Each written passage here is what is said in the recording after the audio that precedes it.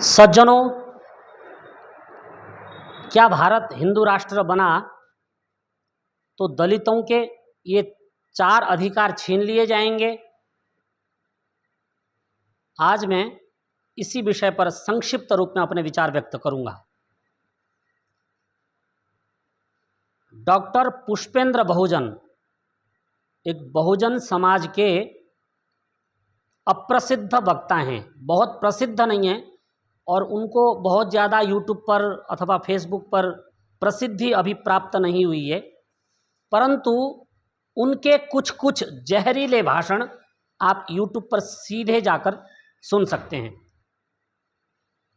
उन्होंने विशाल दलित सभा को संबोधित करते हुए कहा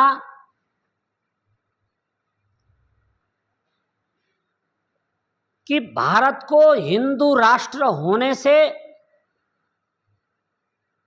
बचाना होगा, अर्थात हम हिंदू राष्ट्र किसी कीमत पर बनने नहीं देंगे और यदि गलती से हिंदू राष्ट्र बना तो दलितों के ये 4 अधिकार छीन लिए जाएंगे।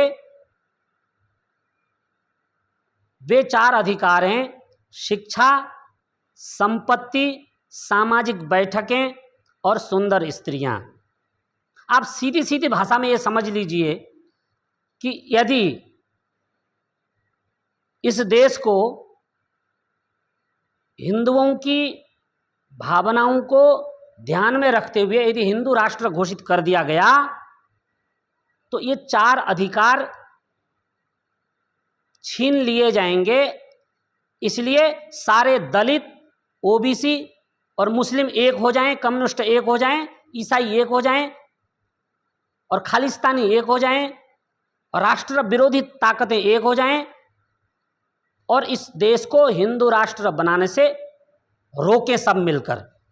इस प्रकार का जो वक्तव्य है डॉक्टर पुष्पेंद्र बहुजन का, वह आप यूट्यूब पर सीधा सीधा जाकर सुन सकते हैं।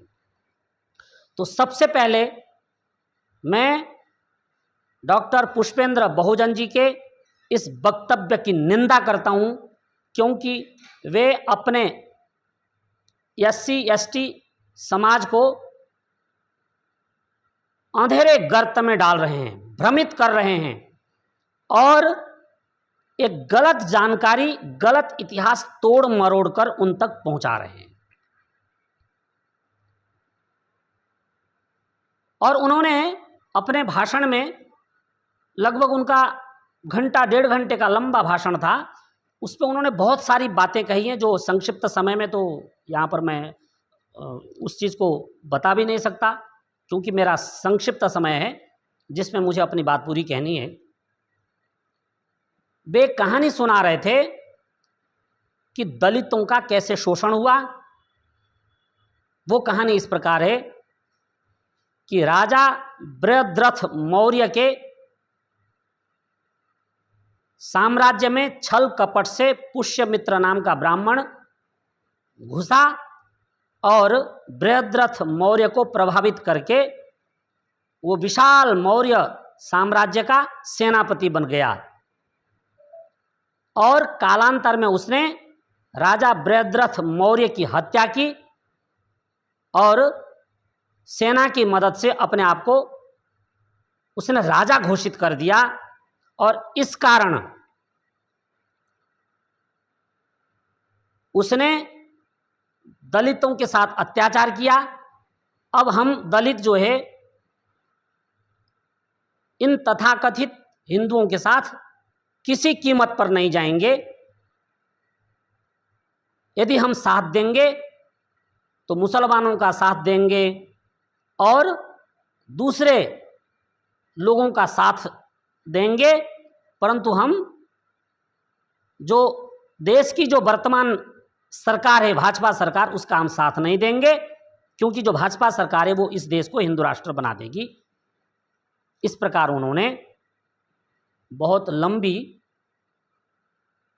चर्चा की, परंतु मैं आपको कहना चाहता हूं कि उन्होंने इतिहास को तोड़ मरोड़ करके पेश किया है।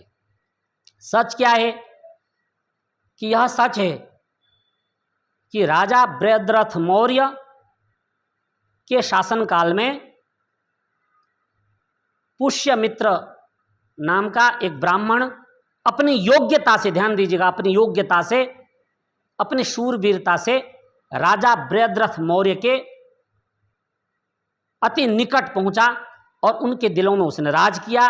और उसकी शूरवीरता को देख करके राजा बृहद्रथ मौर्य ने उसको प्रधान सेनापति नियुक्त किया।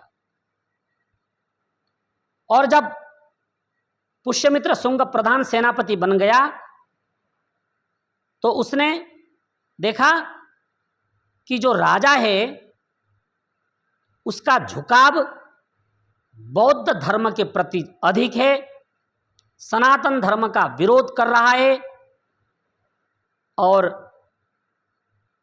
जो ये राष्ट्र है वो कमजोर होता जा रहा है। ग्रीक सैनिक अस्थाई शिविर बनाकर राष्ट्र के चारों तरफ बैठे हुए हैं, कभी भी मौका देख करके इस देश पर आक्रमण करने वाले हैं।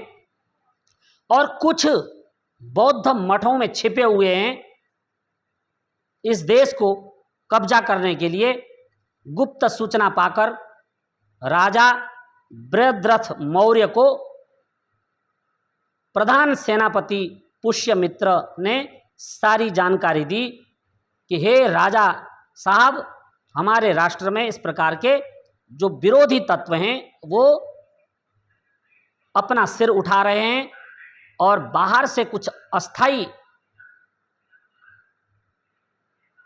ग्रीक सैनिक लोग बौद्ध भिक्षुओं के वेश में हमारे बौद्ध मठों में घुसे हुए हैं, और ये भीतर के कुछ बौद्ध उनकी मदद कर रहे हैं। तो मुझे सारे बौद्ध मठों को तलाश करने की अनुमति दीजिए।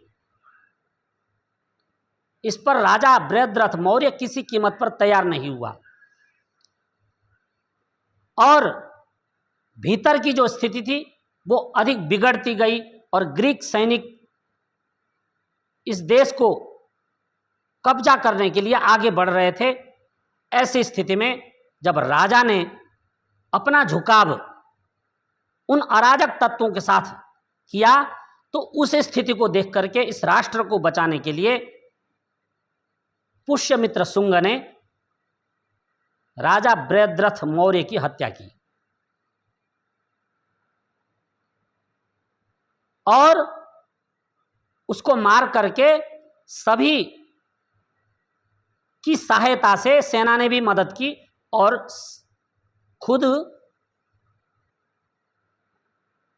इस विशाल देश का राजा बना। और जब राजा बना तो उसने इस देश की जो बिगड़ी हुई दशा थी उसको बहुत सुधारा, इसको बहुत मजबूती के साथ खड़ा किया और एक विशाल शुंग वंश की स्थापना की। राजा पुष्यमित्र शुंग ने जो वेदोक्त वर्ण व्यवस्था थी, ब्राह्मण, क्षत्रिय, वैश्य और शूद्र, उसकी स्थापना की और समाज के भेदभाव को मिटाया। बौद्धों का ह्रास हुआ और सनातन धर्म का उदय हुआ। और इस सनातन धर्म के महान उदय को आजादी के बाद इतिहासकारों ने उसको धुंधला करने की कोशिश की और एक शक्तिशाली राजा को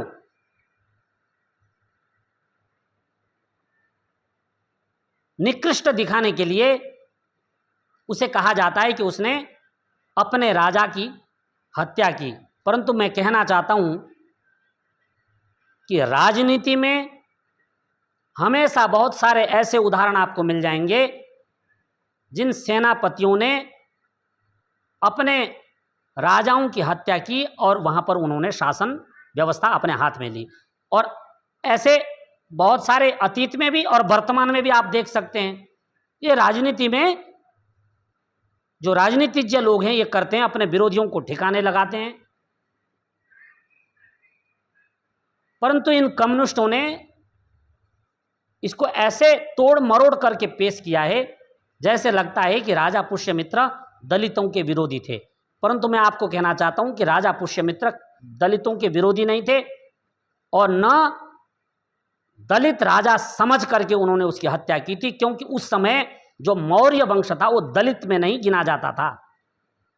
वो विशाल शक्तिशाली सेना का महानायक था और उसको राजा के दुर्व्यवहार के कारण राजा को उसने ठिकाने लगाया और इस देश को बचाने के लिए शासन सत्ता को अपने हाथ में लिया। अब मैं आपको कहना चाहता हूं कि जो डॉक्टर पुष्पेंद्र बहुजन कह रहे हैं कि जब यह देश फिर से हिंदू राष्ट्र बनेगा तो इस देश में दलित, एससी, ओबीसी, आदिवासियों के साथ इस प्रकार का व्यवहार होगा कि वो शिक्षा, संपत्ति, सामाजिक बैठकें और सुंदर स्त्रियां उनको रखने का अधिकार नहीं होगा। ऐसा सनातन राष्ट्र बनने पर होगा, हिंदू राष्ट्र बनने पर होगा। सज्जनों, मैं आपको कहना चाहता हूं ये बिल्कुल गलत और झूठा वक्तव्य है। इसकी जितनी निंदा की जाए उतनी ही कम है, जबकि हमारा सनातन धर्म ही ऐसा है जो सभी को समान दृष्टि से देखता है। परंतु ये कम्युनिस्ट विचारधारा के लोग दलित समाजों के नेता बन करके दलित समाज को भ्रम में डाल रहे हैं। मैं आपको कहना चाहता हूं ऐसे लोगों से सावधान रहने की जरूरत है। क्या कभी किसी हिंदू राजा ने, हिंदू संगठन ने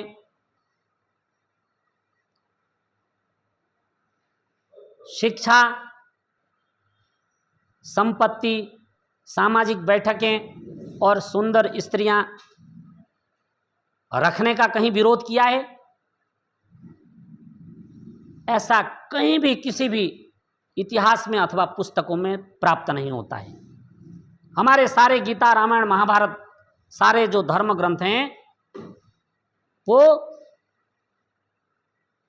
वसुधैव कुटुंबकम का संदेश देते हैं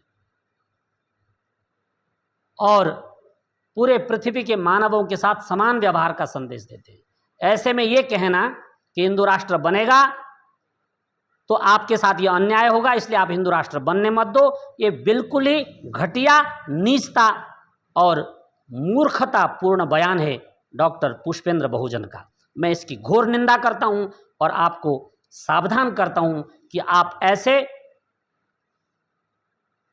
वाक चातुर्य से किए गए जो गलत संदेश हैं इन पर ध्यान न दें और पूरी ताकत के साथ अपने इस देश को फिर से हिंदू राष्ट्र बनाएं।